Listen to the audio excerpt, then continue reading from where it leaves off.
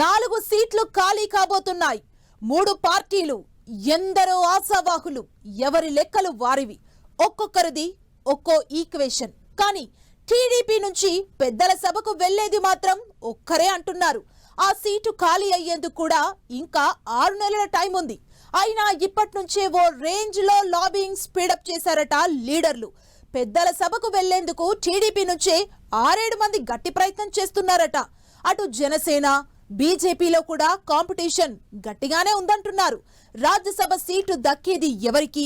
పెద్దల సభకు వెళ్లే ఆ అదృష్టవంతుడెవరు? బాబు మదిలో ఏముంది? ఆశావాహుల అంచనాలేంటి?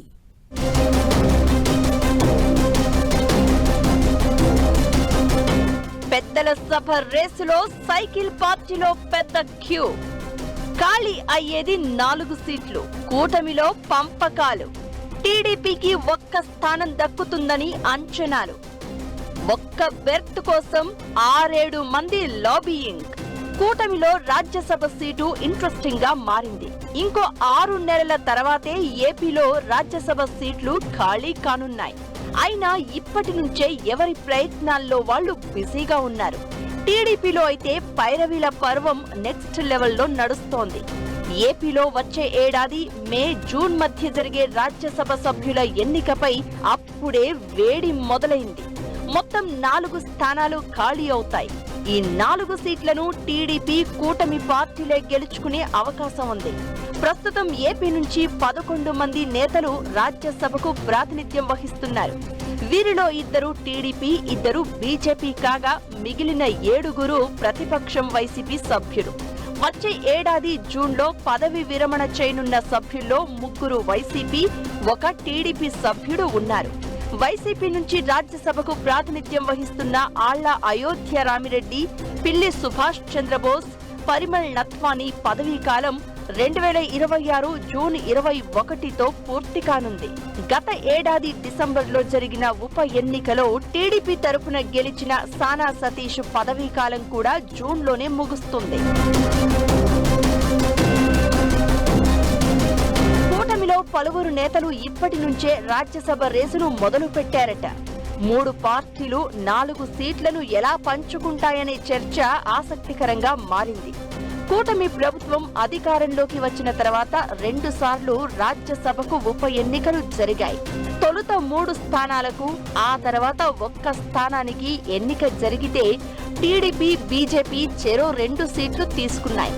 కూటమిలో కీలక భాగస్వామిగా ఉన్న జనసేనకు ఇప్పటి వరకు రాజ్యసభలో అడుగుపెట్టే అవకాశం దక్కలేదు.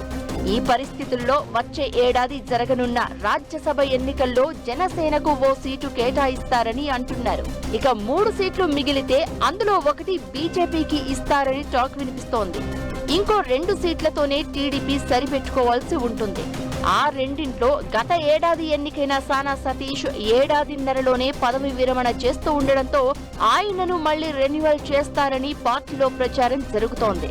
దీంతో టీడీపీకి కొత్తగా దక్కేది 1 సీటేనన్న అంచనాలు ఉన్నాయి. గత ఎన్నికల్లో పోటీకి దూరంగా ఉండిపోయిన గల్లా జయదేవ్, పొత్తుల్లో భాగంగా సీట్లు కోల్పోయిన దేవినేని ఉమా, పిఠాపురం వర్మ, జవహర్తో పాటు సీనియర్ నేత వర్ల రామయ్య, యనమల రామకృష్ణుడు, కంభంపాటి రామ్మోహనరావు, టీడీ జనార్దన్ రాజ్యసభ బెర్తును ఆశిస్తున్నట్లు చెప్తున్నారు. టీడీ జనార్దన్ టీడీపీలో చంద్రబాబుకు రాజకీయ కార్యదర్శిగా సుదీర్ఘకాలం పనిచేశారు. పార్టీలో ఏ క్రైసిస్ వచ్చినా తానున్నాను అంటూ పరిష్కరిస్తూ అధినేతకు చేదోడు వాదోడుగా ఉంటున్నారని గుర్తింపు ఉంది. గత ఎన్నికల్లో అనేక వర్గాలను సమీకరించి పార్టీకి అనుకూలంగా పనిచేయడంలో ఆయన కీలక పాత్ర పోషించారన్న పేరుంది. ఇక కంభంపాటి రామ్మోహనరావు కూడా ఢిల్లీలో చంద్రబాబు తరపున అన్ని పార్టీలను కోఆర్డినేట్ చేయడంలో ఈ రోల్ ప్లే చేయడంతో పాటు టీడీపీ మళ్లీ ఎన్డీఏలో చేరడంలో ఆయన ప్రయత్నం కూడా ఉందంటున్నారు. మాజీ ఎంపీ కనకమేడల రవీంద్ర కుమార్ మరోసారి రాజ్యసభ సీటు ఆశిస్తున్నారు. 2019 ఓటమి తర్వాత ఎంపీలంతా బీజేపీలో చేరినప్పటికీ తానొక్కడినే రాజ్యసభలో టీడీపీ తరపున ఒంటరి పోరాటం చేశానంటున్నారు. దేవినేని ఉమకి మొన్నటి ఎన్నికల్లో పోటీ చేసే అవకాశం రాలేదు. విధేయుల కోటాలో ఆయన తన పేరును పరిశీలించాలని కోరుతున్నారట. ఎస్సీ కోటాలో వర్ల రామయ్య రాజ్యసభ సీటు కోసం భారీ ఆశలు పెట్టుకున్నారు. 20 ఏళ్లుగా వైఎస్ కుటుంబంపై తాను చేస్తున్న పోరాటాలను గుర్తు చేస్తున్నారాయన. ఇక రాయలసీమ నుంచి రెడ్డి కోటాలో పొలిట్ బ్యూరో సభ్యుడు రెడ్డప్పగారి శ్రీనివాస్ రెడ్డి పెద్దల సభ సీటు రేసులో ఉన్నారు. జనసేనకు దక్కే ఒక రాజ్యసభ సీటును లింగమనేని రమేష్ కు ఇస్తారు అని టాక్. చంద్రబాబుకు ఆప్తుడు కావడంతో లింగమనేనికి లైన్ క్లియర్ అయినట్లే అని ప్రచారం జరుగుతోంది. బీజేపీ నుంచి జాతీయ నాయకులను ఎవరినైనా రంగంలో దించే అవకాశం ఉందట.